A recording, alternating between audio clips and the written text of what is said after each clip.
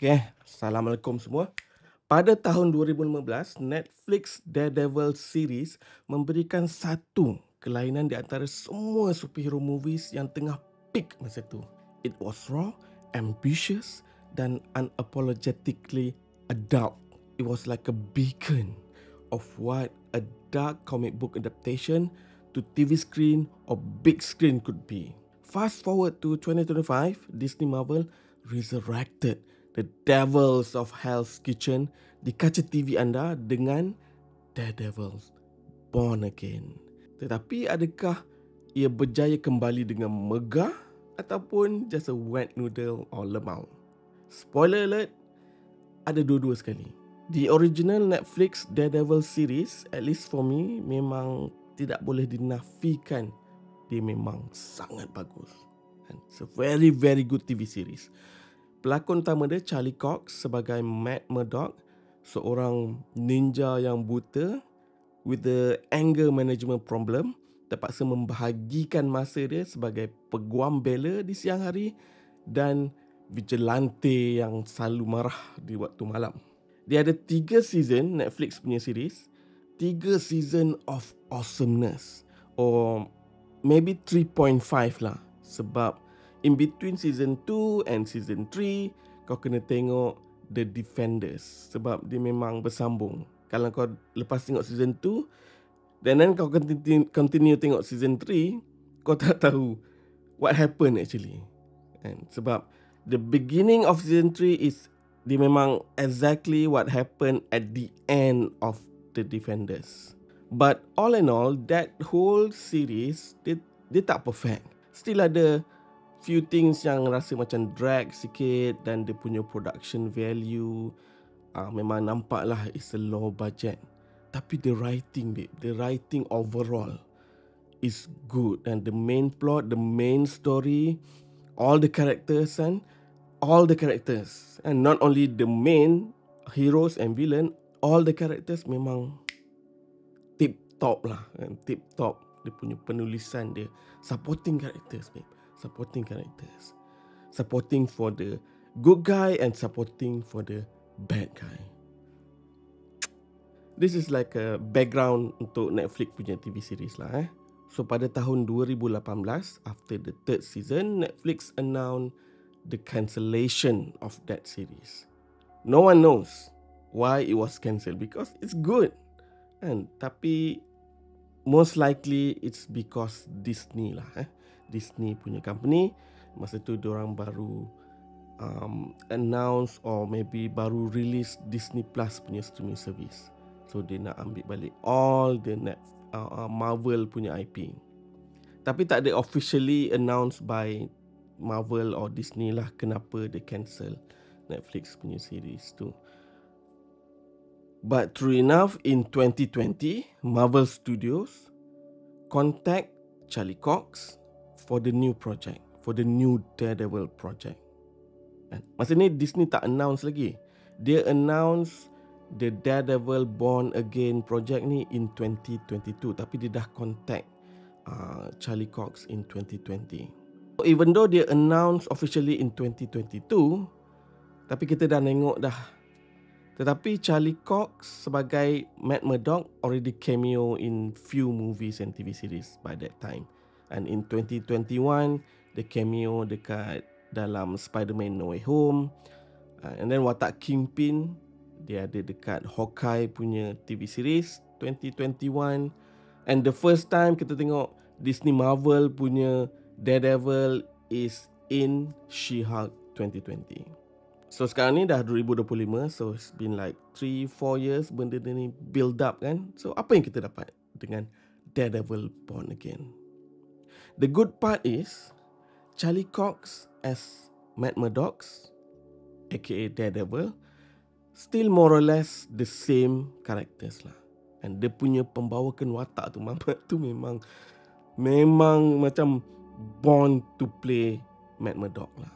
And dia memang sentiasa dengan kemarahan dalaman yang dia simpan, and we can see that lah. So karakter tu almost the same. It's not 100%, ada bit off here and there, but mostly aku tak blame Charlie Cox, aku blame the script. Macam kadang-kadang ada shot yang Matt Murdock macam senyum sinis or smirking tak tahu pasal kan, and then the camera close up. Aku macam okay, that is not happening before. Sebab untuk orang yang memang dah tengok Daredevil since the Netflix series, Matt Murdock dalam tu is not like that. Dan macam ni dia berubah sikit. Maybe ada time gap tu, dia menjadi seorang yang a bit more cocky, but still a bit off lah. But overall, everything is good in term of Matt Murdock Daredevil. Untuk watak Kingpin kan, yang dibawakan oleh Vincent D'Onofrio, dalam ni dia again almost the same but sometimes a bit cartoony sikit. No. Dia cartoony dalam cameo dia dalam Hawkeye. Tapi dalam ni ada part yang dia a bit over the top sikit. Not saying that Netflix punya dia tak over the top, but dalam ni ada lain sikit lah, but 90% the same macam Netflix. So dua watak utama, Kingpin dan Matt Murdock, memang exactly the same lah. Okay, ada kelainan sikit-sikit je, but I can say in general is the same character. Sebelum aku sentuh tentang supporting character, aku nak sentuh pasal dia punya production value in general. So kali ni Marvel Studios punya take macam mana dia nak buat Daredevil in the screen, memang nampak ada perbezaan lah in term of production value tu. Memang nampak budget dia tinggi sikit kan. Dia punya colour palette a bit different, lagi cinematic, dia punya cinematography tu semua. So aku happy kat situ kan. Memang Netflix punya tu memang nampak sebit low budget TV punya budget lah kan. But still good. But this one is way better lah in term of production value in general. Action sequence pun still badass and brutal. Cuma kali ni dia, sebab dia ada big budget, so dia ada masukkan elemen CGI tu a bit more lah, especially bila Daredevil tu like swing around, lompat building tu semua. Nampak sikit lah dia punya acrobatic tu CGI kan. So it's a bit janggal sikit. Mungkin budget dia tak se-big as movies MCU, and that's why nampak rubber punya ni kan, CGI kan. Tapi okay lah introduction tu, because dalam Netflix tak ada benda tu. Mungkin ada sikit, tapi aku rasa kebanyakannya tak ada. So in term of watak utama is good, in term of production value is good. The main issue is the script and supporting cast untuk Daredevil's Born Again ni. Pada pendapatku, Born Again ni dia ada masalah identity. Dia nak buat satu yang ada kesinambungan dengan Netflix punya series, but at the same time dia macam tak nak sambung kan. Marvel Studios nak the best part of Netflix punya Daredevil, but at the same time dia tak nak bagi kredit dekat Netflix punya Daredevil, which is for me is a bit confusing. Sebab aku don't understand why dia tak sambung je from the Netflix punya series tu. Dan apa yang Netflix left off, sambung je cerita tu. Macam ni, loosely dia sambung, tapi dia try nak buat their own version. Nak kata Netflix punya series tu punya world tu within their own bubble, tak juga kan. Dalam Netflix punya series tu, dia ada link juga dengan MCU kan. Dia sentuh sikit-sikit. And so kita tahu dia memang within the MCU punya universe. So I don't see why you want to do differently. Pada aku, kau just masukkan elemen MCU tu banyak sikit lah, but don't change the core the core of the story and the character. So kenapa aku rasa macam aku ada problem dengan dia punya writing tu, especially dia punya supporting character. The first episode dia start dengan killing watak Foggy kan. Foggy is one of the main supporting character in the Netflix TV series, and ada seorang lagi, Karen. And tapi the first episode, Foggy Masa aku tengok first episode tu, aku memang tak sangka Foggy dengan Karen ada. Sebab apa yang kita dengar sebelum tu, Marvel memang tak nak continue these two character, dia nak buat their own, and a bit disappointed kat situ. Tapi bila first episode ada Karen dan Foggy, wow. So okay, they listen to the fan, kan? Tapi dia bunuh that character, kan? And then after aku dig all the interviews semua, then I know why they did it, because dia change the writing team and the whole TV showrunner team lah. But there's a chunk of episode or story dorang dah shoot. So untuk dorang masukkan Foggy and Karen tu, it's a bit janggal. So they know fan nak Foggy, so they letak Foggy dekat first episode and Karen, and then they need a reason why in the middle Karen and Foggy tak ada. So they kill Foggy, and then there's a time jump 1 year later, and after that Karen nowhere to be found. Episode 2, 3, 4, 5 nowhere to be found, sampai episode 9 baru Karen keluar. So kononnya after kematian Foggy tu, Karen macam menghilangkan diri lah, maybe frust ke apa ke. Okay, that's the only things yang aku rasa make sense lah, diorang terpaksa buat benda tu. Tapi kecewa lah kan. Aku nak Karen dengan Foggy still ada. Pada aku, Karen and Foggy is the electrons to Matt Murdock nucleus in the original Netflix Daredevil. So macam aku cakap, ada reshoot kan, because they change the team, so ada reshoot. So memang kau boleh Google first episode, and I think episode 8 dengan 9 is the reshoot one. So kalau kau tengok the way dia punya cinematography memang different lah from the middle episode-episode yang kat tengah-tengah tu, and which is episode yang boring sebenarnya. Yang tengah-tengah tu memang boring gila. Dia penuh dengan social commentaries and immigrant issues yang tengah hot dekat US, and nak masukkan political allegory semasa. Semuanya adalah dekat tengah-tengah tu, and standard lah. Masa I think the original team tu maybe a bit woke, so dia bagilah all that commentaries and in your face, tak subtle langsung. And especially ada satu watak dia macam independent journalist, dia buat videos, I think BP Reports ke nama dia. Aku tak faham kenapa ada benda ni sebenarnya. Tak make sense langsung. Ya, dia linkkan karakter tu dengan karakter yang ada dalam Netflix punya series yang dah kena bunuh.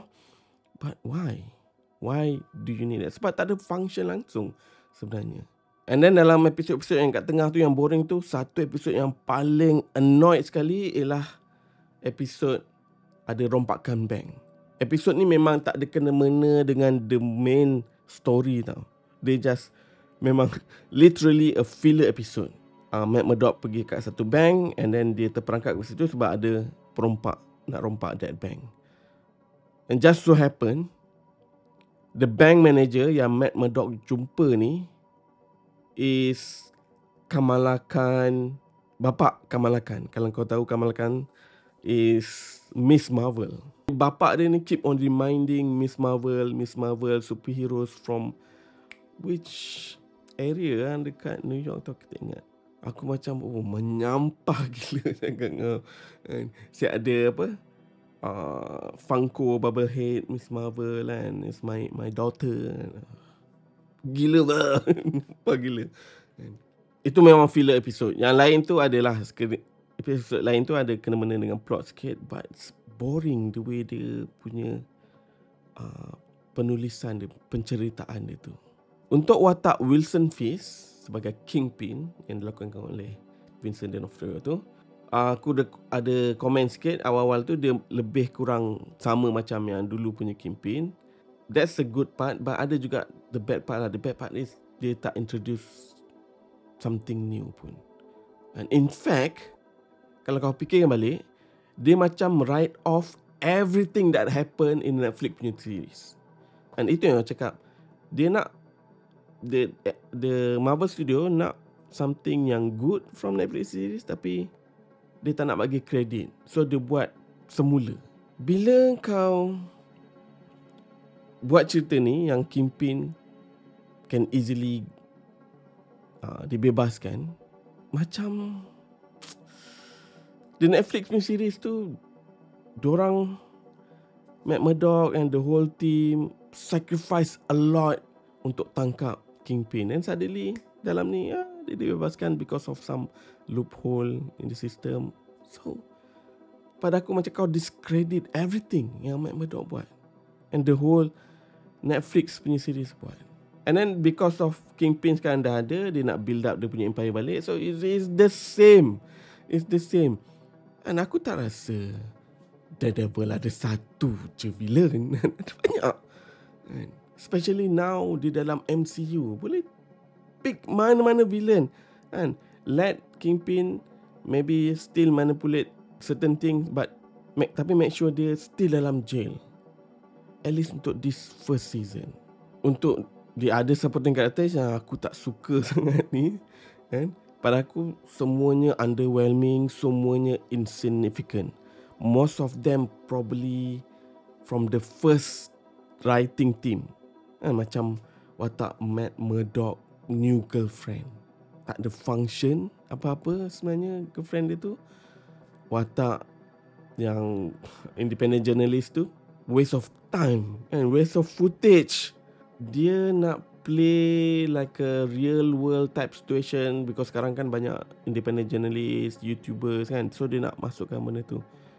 Tapi dia buat macam superficial and macam poyo. And susah aku nak explain dia tu, but I don't like it.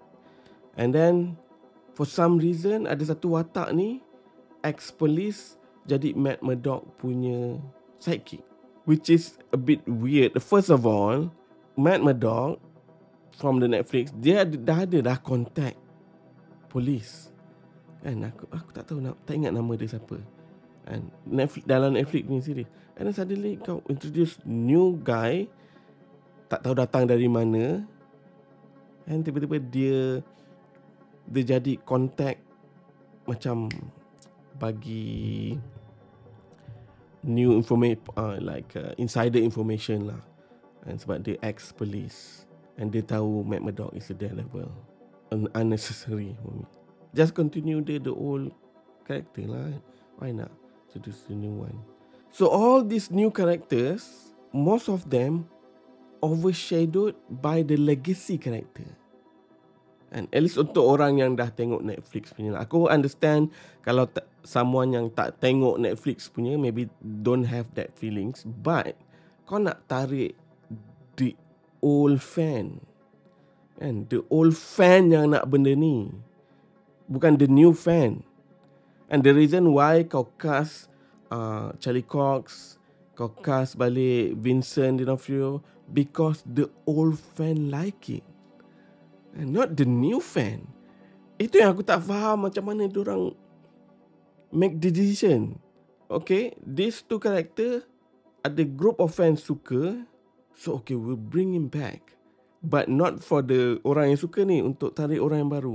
Kalau orang baru ni suka, dia dah suka yang lama dah, means that dia tak tengok pun yang lama tu. So why kau nak kisahkan orang yang baru? Kan, kisahkan the old fan.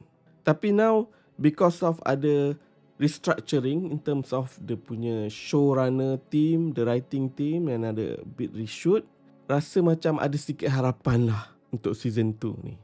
And untuk season 1, dia not that good lah. Not that good. And it's a few step down from the Netflix ones in terms of story. And just because dia add in some element of extreme kan, bila action tu dia ada patah-patah tulang, it doesn't mean it's going to be the same thing. Itu yang dia tak faham kenapa. Dia tak fully understand why people like the Netflix one. Dia ingat orang suka sebab ganas, And so dia dia buat very lame story but masukkan ganas punya elemen. And come on. And I don't understand all these executive punya decision. And macam mana dia value certain things kan. Sekarang ni boleh tengok rating Born Again is very no one watching actually Daredevil Born Again. Apa dia punya review rating quite high, Rotten Tomatoes semua, but there's no audience actually. There's no audience. And because kau tak nak tarik the old fan ni, kan, yang memang die hard Netflix punya series, kau tak nak tarik dia. Kau I don't know siapa kau buat ni sebenarnya, untuk siapa. But aku macam aku cakap, aku akan bagi peluang lah untuk season 2, tengok macam mana. Tapi kalau kau tengok Andor, and the first season fucking good, kan, tapi tak ada orang tengok. But because of all the critic cakap betul bagus, aku setuju Andor the best Star Wars TV series. So dia green light season 2. And season 2 ni tak habis lagi sebenarnya. Season 2 ni tak habis lagi. Now dah ada episode 9. And aku akan buat the same video untuk Andor nanti. That one is different level lah. Different level Andor. Okay, back to the Daredevil Born Again ni. So in general, Daredevil Born Again, dia tak adalah fail. Season 1 ni, dia tak adalah fail across the board. And still watchable for me. Still watchable. Tapi dia tak ada that rewatchable value sangat. Aku tak rasa nak tengok lagi. Netflix TV series, aku few times lah aku dah habiskan everything. And 1, 2, Defenders, 3, and then 1, 2, Punisher. Aku tak tahu berapa kali aku repeat the whole season tu semua. Because it was that good. And Andor have that. Spoiler alert Andor, for me, season 2 is better than season 1. And better than season 1. It's quite rare season 2 better than season 1. But Andor managed to do it. Belum habis lagi. Aku rasa ada 3 lagi episod. Tu tunggu. But tunggu untuk Andor. So untuk Daredevil Born Again ni, jangan cakap, at least the studio acknowledge their mistake and masa production to season 1, and they try their best to fix it halfway lah. And as of now, apa yang aku tahu, season 2 is a go for next year. Aku macam aku cakap, aku ada harapan sikit lah season 2. We'll see. And kalau season 2 pun flop juga, that's it. Kill off lah this character. Just kill off. Okay, so overall season 1 Daredevil aku bagi 6/10 lah. 6/10 untuk first season ni. I think because of reshoot tu je yang buat dia naik jadi 6. Kalau tak, dia maybe below 5. And aku happy dia tak continue dengan apa yang ditunjukkan dalam She-Hulk punya TV series. Ada Daredevil punya cameo kan, dia tak continue benda tu. I'm happy with that. Dalam tu dia ada satu scene yang kan She-Hulk nak create dia punya kostum tu, dia pergi some secret designer, fashion designer punya studios kan. And then kat situ dia cameo Daredevil punya cowl or topi or helmet tu dalam box kan, kononnya designer studio tu yang buat that one, yang create. Aku rasa aku dah buat video benda tu, aku tak puas hati gila kan. Nasib baik dalam ni dia tak sentuh langsung benda tu. Ya, anggaplah benda tu. Actually the whole She-Hulk punya series aku anggap tak ada kan. Fake news. Benda tu. And padam dalam timeline MCU tu, padam je She-Hulk tu kan. Padam je. Aku rasa dia tak ada impact apa-apa sangat. Alright, tu je aku nak share untuk Daredevil Born Again yang boleh ditonton di Disney Plus. Ada 9 episode. Try tengok kalau korang interested. But aku suggest tengok Netflix punya dulu. Then mungkin kau akan berada dekat same level dengan apa yang aku rasa sekarang ni.